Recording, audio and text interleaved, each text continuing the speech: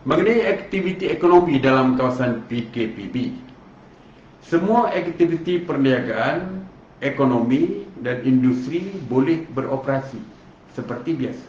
Sebagai contoh, restoran, kedai makan, gerai makan, kenderaan bersaji ataupun food truck, penjaja tepi jalan, penjaja beredar, medan selera, pusat penjaja, gerai makan, kios, kedai runcit dan kedai serbaguna dibenarkan beroperasi. Cuma masanya antara 6 hingga 10 malam. Ini beza daripada dulu. Kalau dulu restoran sampai 2 pagi. Sekarang kita hadkan daripada 6 pagi hingga 10 malam. Pembelian makanan secara pandu lalu, penghantaran ataupun take away digalakkan. Kita menggalakkan bagi kita sendiri, menjaga diri kita sendiri untuk tidak bersemuka dan berdekatan dengan orang lain.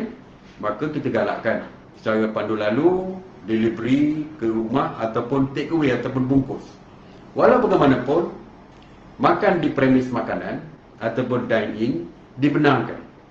Namun ianya terhad kepada 2 orang untuk satu meja dengan pematuhan SOP yang ketat berdasarkan SOP sektor makanan. Ini juga telah kita laksanakan sewaktu PKPB bulan Mei dulu. Maknanya kita mulakan dulu dengan 2 orang untuk satu meja, kemudian baru kita melonggarkan sedikit demi sedikit. Now kita balik kepada PKPB dulu. Pasar harian kita benarkan daripada 6 pagi hingga 2 petang. Pasar borong daripada 4 pagi hingga 2 petang saja. Pasar tani kita benarkan daripada 6 pagi hingga 12 tengah hari. Pasar malam kita benarkan antara 4 petang hingga 10 malam. Walau bagaimanapun, bagi mengawal dan untuk memastikan pematuhan SOP pasar tani dan pasar malam, yang pertamanya perlu pengawasan daripada anggota rela. Jadi anggota rela akan memantau dari segi SOP, dari segi pematuhan SOP. Kerana seperti kita tahu, apabila pasar tani dan pasar malam dibenarkan, pihak kerajaan telah pun menyediakan SOP yang amat ketat dari segi pintu masuk misalnya. Satu tempat masuk dan satu tempat keluar. Gerai-gerai mesti dijarakkan dengan jarak yang telah pun ditentukan. Untuk mengambil makanan beratur, tidak boleh berebut-rebut untuk mengambil makanan dan sebagainya.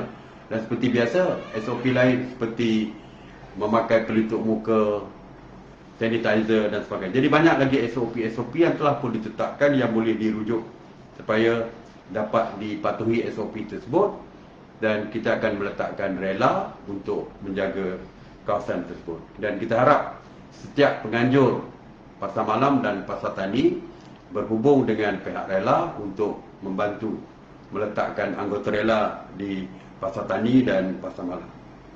Mengenai stesen minyak, operasi stesen minyak adalah antara 6 pagi hingga 10 malam, melainkan stesen minyak di lebuh raya yang dibenarkan beroperasi selama sehingga 24 jam. Semua perkhidmatan awam seperti bas, teksi, bas henti-henti, bas ekspres, LRT, e-hailing dibenarkan beroperasi.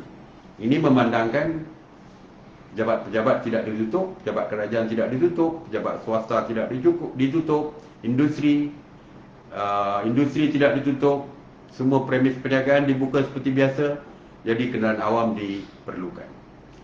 Perkhidmatan teksi dan e-hailing walaupun seperti dulu, maksimum di dalam kereta tersebut hanya 2 orang penumpang, dan bagi penghantaran makanan dibenarkan beroperasi daripada 6 pagi hingga 12 tengah malam. Bagi kenderaan yang membawa pekerja, kita tahu ada kenderaan yang membawa pekerja, kita kata 2 orang saja dibenarkan keluar daripada rumah dengan memandu kenderaan sendiri. Tapi bagi kenderaan yang membawa pekerja, mereka boleh membawa penumpang seperti biasa, seperti yang telah pun ditetapkan sebelum ini. Jadi SOP kenderaan membawa pekerja ini telah pun ditetapkan, jadi patuhi setiap SOP yang telah pun dikeluarkan. Mengenai perubatan dan kesihatan, waktu operasi klinik dan operasi hospital kerajaan dan swasta dibenarkan secara 24 jam. Farmasi dan kedai menjual obat beroperasi mulai 8 pagi hingga 11 malam.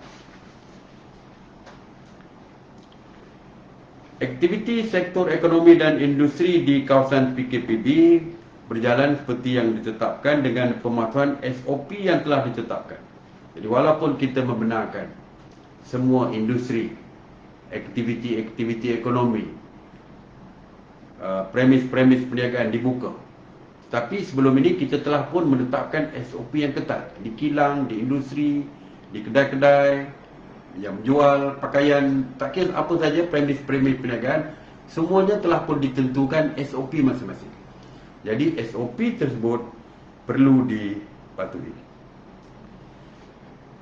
Semua kenderaan berkaitan industri, perniagaan, perkilangan adalah dibenarkan beroperasi seperti biasa, termasuk untuk merentas daerah dan negeri.